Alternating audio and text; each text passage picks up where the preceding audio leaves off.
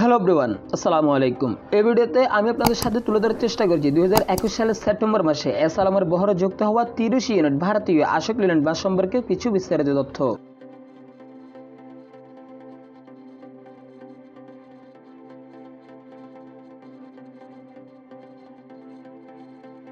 এমনকি যে রোডগুলো দিয়ে এস আলম সার্ভিস সাতকানিয়া, নতুন ব্রিজ এমনকি আনোয়ারা সহ এক কথায় বলতে গেলে চট্টগ্রাম সিটির জন্য বাসগুলো তাদের বহরে যুক্ত করা হয়েছিল। বর্তমানে এই বাসগুলো কোথায় হারিয়ে গেল এমনকি বাসগুলো দেখা যাচ্ছে ফেনীর স্টারলাইন পরিবহনের কাছে। মূলত এস আলম সার্ভিস তাদের বহরে এই বাসগুলো যুক্ত করেছিল চিটাঙ্গের শর্ট রোডগুলোর জন্য। যেহেতু তাদের এই সার্ভিসটি আপাতত বন্ধ রয়েছে তাই তাদের সবগুলো বাসই ফেনীর স্টারলাইন পরিবহনের কাছে বিক্রি করে দেয়। তবে এর ভিতরে আপনারাই আমাকে অনেকেই কিন্তু প্রশ্ন করেছিলেন যে ভাই এস আলমের পেন্ট করা এমনকি ব্যানারে স্টারলাইন পরিবহনের নাম লাগা আসলে এই বাসগুলোর মালিক কারা? যেহেতু এস আলম সার্ভিস তাদের এই শর্ট রোডটি অনেক আগেই বন্ধ করে দিয়েছে, পরবর্তীতে 2022-এর 19 ফেব্রুয়ারি ফেনীর স্টারলাইন পরিবহন সহ অন্যান্য লোকাল ব্যানারগুলোর কাছে এস আলম সার্ভিস তাদের এই সমস্ত বাসগুলো বিক্রি করে দেয়। যারা আমাদের আরএস বাস লাভার এই চ্যানেলটি অনেক আগে থেকে ফলো করে আসতেছিলেন ঠিক তারাই জানেন যে আমি সেই সময় একটি ভিডিও আপলোড করেছিলাম যে এস আলম সার্ভিস একসাথে 200টি বাস বিক্রি করে দিয়েছিল। তবে যদি দুর্ভাগ্যবশত আমাদের আরএস বাস লাভার যেটি আমার মেন চ্যানেল, ওই চ্যানেলের অনেকগুলো ভিডিও আমি দুর্ভাগ্যবশত ডিলিট করতে হয়েছিল। তার ভিতরে এস আলম সার্ভিসের সেই ভিডিওটি আমি বর্তমানে ডিলিট করে দিই। তবে সেই সময়টাতে এস আলম সার্ভিস বাস বিক্রি করলেও কাদের কাছে বাসগুলো বিক্রি করে দিয়েছিল সেটা কিন্তু জানা যায়নি।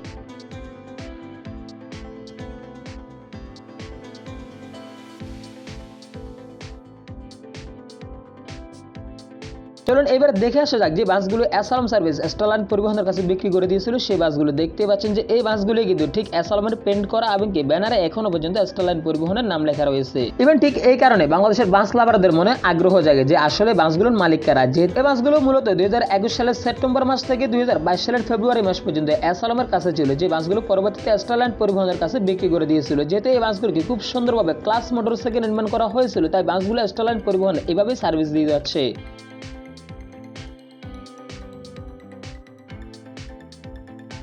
ক্লাস মোটরসের নির্মিত বাসের বডি ফিনিশিং এবং কি বডি ডিজাইন এছাড়াও বাসের কালার কম্বিনেশন দেখলে বাংলাদেশের বাস লাভার এবং কি বাসের যাত্রীরা দুজনে কিন্তু এই বাসগুলোর প্রতি ক্রাশ খেয়ে যাবে। বাংলাদেশের ক্লাস মোটরস এবং কি আফতাব অটোমোবাইলস এর নির্মিত যতগুলো বাসের বডি ফিনিশিং করা হয়েছে সবগুলি বাসে কিন্তু সেরা থেকে সেরা হয়েছে। এবং যদি বর্তমানে ফেনীর স্টারলাইন পরিবহন যদি তাদের নিজস্ব পেন্ট যদি এই বাসগুলোতে বসাতে চায় তাহলে আমি মনে করব ভালো একটি অ্যামাউন্ট তাদেরকে খরচ করতে হবে। তার ভিতরে যেহেতু বাসগুলো লোকাল সার্ভিস দিচ্ছে আমি মনে করি এই বাসগুলোকে এত আহামরি কিছু করার দরকার আছে। চলুন এবার ক্লাস মোটরসের নির্মিত এই বাসগুলোর ভিতরের ইন্টেরিয়র পার্টগুলো একটু দেখা নিয়ে যাক। বাসের স্টিয়ারিং, সিট এবং কি অন্যান্য ড্যাশবোর্ড সহ আপনারা যদি লক্ষ্য করেন তাহলে বুঝতে পারবেন যে এই বাসগুলোকে যাত্রীদের জন্য কতটা লাক্সারিয়াস করার চেষ্টা করেছে।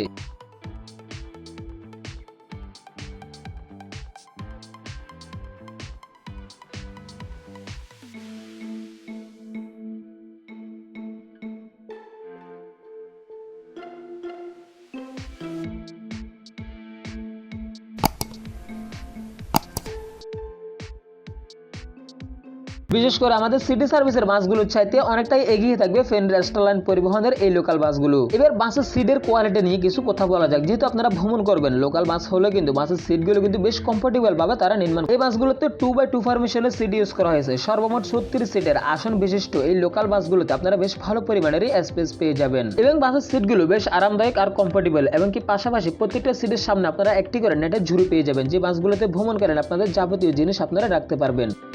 এবং বর্তমানে এই বাসগুলো ফেনী থেকে চৌমুহনী, লক্ষ্মীপুর, আলেকজান্ডার, চট্টগ্রাম পর্যন্ত এই বাসগুলো বেশ ভালোভাবে সার্ভিস দিয়ে যাচ্ছে। ফেনী থেকে চৌমুহনী পর্যন্ত এই বাসগুলোর ভাড়া নির্ধারণ করা হয়েছে 80 টাকা এবং কি ফেনী থেকে লক্ষ্মীপুর পর্যন্ত 150 টাকা এবং কি ফেনী থেকে আলেকজান্ডার পর্যন্ত 220 টাকা এবং কি চট্টগ্রাম থেকে ফেনী পর্যন্ত বাসগুলোর ভাড়া নির্ধারণ করা হয়েছে 180 টাকা পর্যন্ত। আমার জানা মতে এই বাসগুলোর সার্ভিস এই রুটে অন্যান্য সিটি সার্ভিসের বাসগুলোর চাইতে অনেকটাই উন্নত এবং কি অনেকটাই এগিয়ে থাকবে। তাই আমি মনে করি ভারতীয় আশোক লেল্যান্ড এই লেনেক্স মডেলের বাসগুলোতে লোকাল সার্ভিসে যতটুকু স্পিড থাকা দরকার ঠিক ততটুকু এই বাসগুলোতে যথেষ্ট পরিমাণে রয়েছে। এস আলম সার্ভিস চিটাঙ্গে তাদের শর্ট রুটগুলোর জন্য সর্বমোট 200 ইউনিট এসি ও নন এসি বাস যুক্ত করে, যার ভিতরে 30 ইউনিট স্টারলাইন পরিবহনের কাছে এবং অন্যান্য লোকাল ব্যানারগুলোর কাছে তাদের সমস্ত বাসে বিক্রি করে দেয়। এবং কিছু সংখ্যক বাস তাদের কাছে রয়েছে, যদিও এস আলম সার্ভিস অনেক আগে তাদের এই শর্ট রুটগুলো বন্ধ করে দেয়। তবে এস আলম সার্ভিস কি কারণে তাদের এই শর্ট রুটগুলো বন্ধ করে দেয় এবং কি বাসগুলো বা কেন বিক্রি করে দিয়েছিল তা এখনো জানা যায়নি। এবং বর্তমানে দূরপাল্লার রুটে এস আলম সার্ভিসের যে জাপানের হিনওয়ান যে বাসগুলো সার্ভিস দিয়ে যাচ্ছে বাসগুলোর কন্ডিশনে কিন্তু অনেকটাই আশঙ্কাজনক।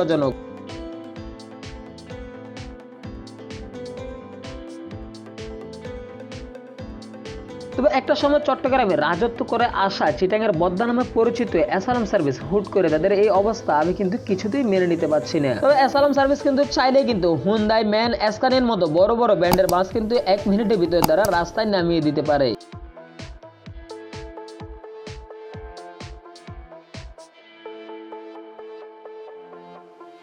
অর্থাৎ চাইলে যারা কিনা বিশ্বের বড় বড় ব্র্যান্ডের বাস বাংলাদেশের রাস্তায় নামিয়ে দিতে পারে। পার্সোনালি অ্যাসালাম সার্ভিসের এই কারণের জন্য আমি মনে করবো যে ম্যানেজমেন্টের অবহেলার কারণে তাদের এই সার্ভিসের অবস্থা হয়ে যায়। তো আমি আশা করি অ্যাসালাম সার্ভিস আবারও তাদের পুরনো সেই জায়গায় ফিরে আসবে এবং যাত্রীদের নতুন কিছু উপহার দিবে। তো আজকে এই পর্যন্তই। পাশাপাশি অ্যাসালাম সার্ভিস এবং ফেনীর স্টারলাইন পরিবহনের এই লোকাল বাসগুলো সম্পর্কে আপনাদের মতামত কমেন্ট বক্সে জানিয়ে যাবেন এবং আপনারা যদি স্টারলাইন পরিবহনের এই লোকাল বাসগুলোতে ভ্রমণ করে থাকেন আপনাদের ভ্রমণ অভিজ্ঞতা আমাদের ভিউয়ারদের মাধ্যমে শেয়ার করতে পারেন। তো দেশের ট্রান্সপোর্ট রিলেটেড যে কোনো তথ্য জানতে অবশ্যই আমাদের ট্রান্সপোর্ট অফ বিডি এই চ্যানেলটি সাবস্ক্রাইব করে পাশে রাখবেন এবং যারা অলরেডি সাবস্ক্রাইব করে রেখেছেন তাদেরকে জানাই অসংখ্য অসংখ্য ধন্যবাদ। যারা আমাদের ফেসবুক পেজ থেকে এই ভিডিওটি দেখছেন অবশ্যই ভিডিওটি শেয়ার করে দেওয়ার অনুরোধ রইল।